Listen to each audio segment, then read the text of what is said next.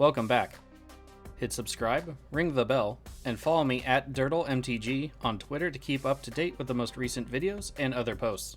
You can help support this content by hitting like and share, and by checking out the links in the description below. Alright, it's time to dirtle.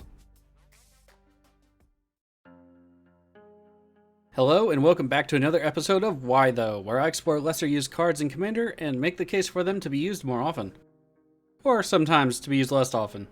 Really depends.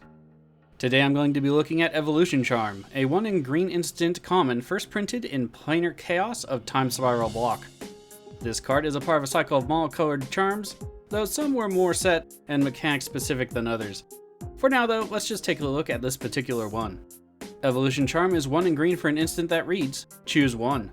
Search your library for a basic land card, reveal it, put it into your hand, then shuffle. Or, return target creature card from your graveyard to your hand, or target creature gains flying until end of turn. The entire charm cycle from Planar Chaos followed this pattern, where it would do something basic to the color, something it does less but sometimes, and then something it does rarely or semi-rarely that's still related to the color somehow. Looking at this card, the mana cost for the casting of this card, I feel it's fine. At 1 in green, you can't expect to get any of these kinds of effect for that cost, and I think that's spot on even after all the years since its original printing. For the mana, the first mode allows you to grab a basic land from your deck and put it into your hand. This has an upside and a downside. The downside, probably why I figure it doesn't see much play anyway, is that it's the same cost as other cards that put the land onto the battlefield. You don't have to waste a land drop, and essentially gets you an extra land drop for the turn. This card doesn't do that since it puts the land into your hand, and you have to wait to play it. However, the upside to Evolution Charm versus something like Rampant Growth, outside of the other modes obviously, is that it's instant speed. This is good for possibly bluffing to your opponents that you're holding up mana for something else, like a mysterious Abrupt Decay or Heroic Intervention. Now earlier in the game this is less viable, but not something to be overlooked. You cast the charm at the end of the turn before you, grab a land, and then you drop the land during your turn.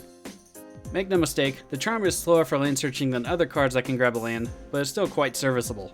Moving to the second mode, it says to return a creature from your graveyard to your hand.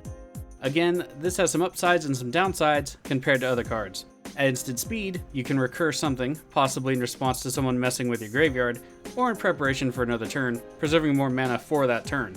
Unlike many other green recursion effects, this one is more limited in that it can only retrieve a creature. Green is, by and large, the only color that can recur any kind of card, but with the limitation given to it of only going back to your hand. This type of recursion in green tends to start at 3 mana and is largely sorcery speed, as seen on some other cards like Eternal Witness or Ball of Ged Recovery.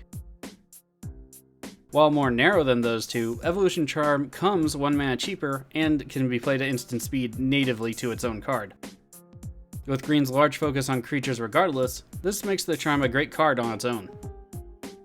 And lastly, we have the mode Target Creature Gains Flying. This is probably the least useful of the modes on average, but being a mono green card, it complements that many green creatures don't have flying printed in their text. Using this card can change the tide for you in a pinch, taking away the momentum from an opponent with a surprise block from the ground. While Reach is an excellent ability in green, this mode also helps take things from defense to offense. If you had the momentum on your side, but the ground has stalled out, this card might make all the difference. Giving one of your creatures flying can help you get damage through. It can help one of your creatures dodge some kinds of red board wipes, or you can even play politics by giving flying to some other creature that your opponents control to help take out maybe an arc enemy. Like most charms, this one's strength comes from its flexibility. While other charms are arguably more powerful, especially as you add colors, this particular charm has never been a card I wish I hadn't drawn. In the early game, it's a land in my hand, or later if I need more landfall triggers. Later, it's recursion of a creature that has died at instant speed, allowing me to manipulate my mana better. And finally, at its last mode, can potentially allow me to win the game out of nowhere, or get me closer anyway. Frankly, I think this card is underplayed at casual tables. While many decks perform better having a few straight lines of play and backing that up, some decks just need to be flexible, especially when traveling or going to a newer LGS. Most charms, including Evolution Charm, are great in those instances. Thanks for tuning in to another episode of Why Though, and exploring another card that should maybe see more play.